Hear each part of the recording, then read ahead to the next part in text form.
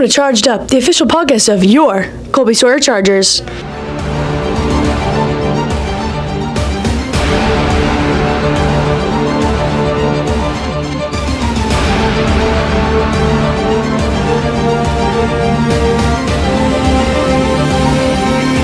My name is Hannah Himes, and I'll be throwing it over to Sam Bishop after a few quick weekly updates. The women's basketball team picked up a win on the road against Fitchburg State. Eliza Mitchell led the Chargers with 17 points, 4 rebounds, and 3 assists. Shocker here, folks. Ashley Keller has won GNAC Athlete of the Week for indoor track. This won't be the last time I say her name. The swim team competed at the Bridgewater State Invitational. Sophomore Brenny Lewis won a pair of events for the Chargers, winning the 1650-yard freestyle and the 500-yard freestyle.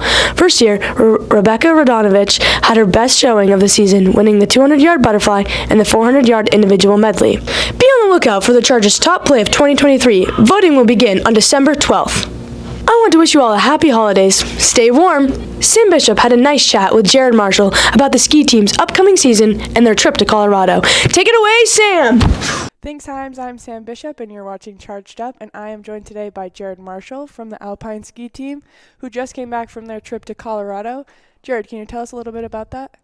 Yeah, ski team took a great trip to the colorful Colorado. We were there during Thanksgiving break. We had training opportunities at both Keystone and Loveland. We also got some free skiing at Breck as well, which is pretty awesome. So the gang had a great trip. We were able to get some good time on snow before coming back east, and then just in time for Sunapee to be open when we got back here. What was the difference in the snow levels there compared to here? So the snow out west, it's much more dry. We have a lot higher humidity out east. So basically that snow, we call it hero snow. You can basically do whatever you need to do on it. You can carve turns, you can do drills on it. It's really consistent and it's really fun to ski on.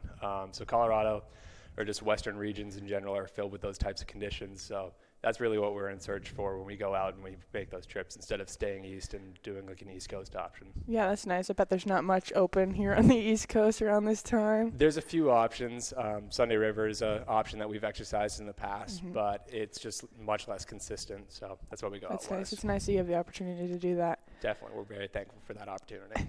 What's your favorite carnival that you usually ski at? Favorite venue? Yeah. Contrary to performance in the past, Waterville is probably the favorite carnival venue so far. That or Williams and Jiminy Peak. That was probably our favorite. Conditions-wise, last year we had the most favorable conditions there. Set up really well. Yeah, so probably Williams and Jiminy Peak. That's the favorite. That's nice. Is this just called the ski room?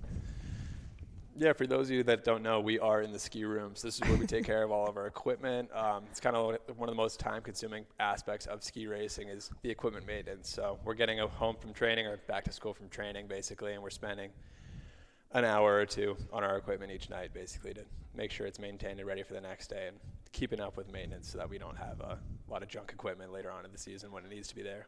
Do you do this every time after you ski, typically? Or a couple times? Or, what's the...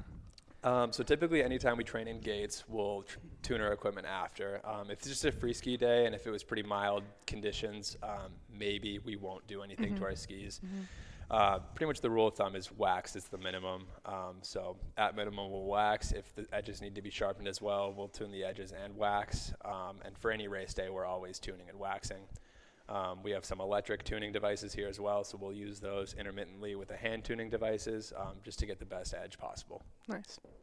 How long did it take you to learn that? Or did you start at a young age? Or Yeah, so I started ski racing when I was 9 years old, and it was a pretty slow learning curve on the tuning side of things. That's kind of something that the parents handle for a good portion.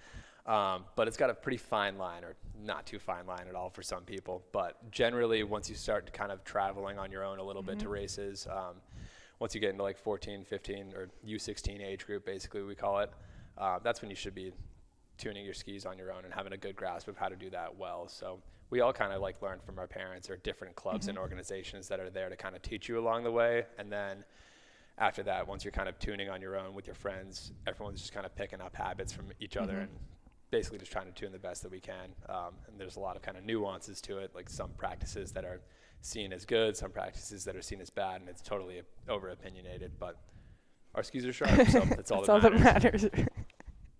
So Jared, what's it like being on the Alpine ski team here at Colby-Sawyer?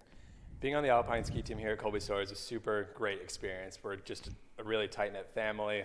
We're around each other all the time. And we're kind of with some people midweek that we're not normally with whenever we're training. So we kind of split up the training half and half throughout the day. And then we all come together for the weekends for the carnivals. So super tight-knit community. Definitely a favorable experience. That's cool, yeah. So you mentioned a training schedule. What does that look like during the week with classes and stuff? So Andy, our coach, goes to Sunapee pretty much every day. We take one day off midweek, basically in the progression to race the next weekend. Yep. So usually we'll take Sundays off, and then we'll train Monday through Thursday, and Andy will be there all day. So whoever's available in the morning will go to a morning session. Whoever's available in the afternoon goes to that afternoon session, and that's training gates on Sunapee. And then we basically call it a week on Thursday, head to wherever we're going Thursday night, and then we race Friday, Saturday. So that's pretty much how cool. it goes for the season this year. And we get one bye week in there, but that's pretty much week to week for the next little bit.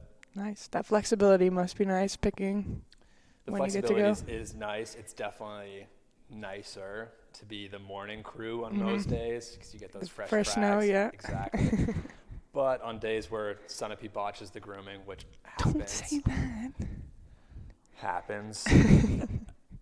Sunapee messes up the grooming sometimes.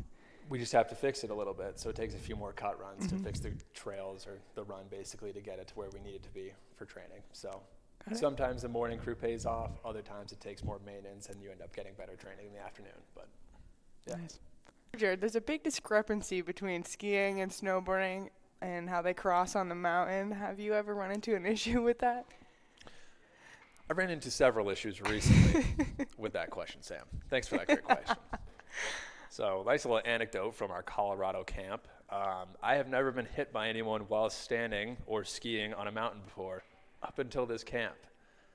After going to Colorado, I can now say that I've been hit by 5 snowboarders. Various scenarios, hit me while I was moving, hit me while I was standing target. Not really sure what was going on, but they had it out for me. So watch out for those snowboarders, Chargers, and we'll see you next time. That's not the outro. That is not It is the now. outro. That's the outro. No. Well, on top of Jared's outro, cheers and thanks for joining me on Charged Up.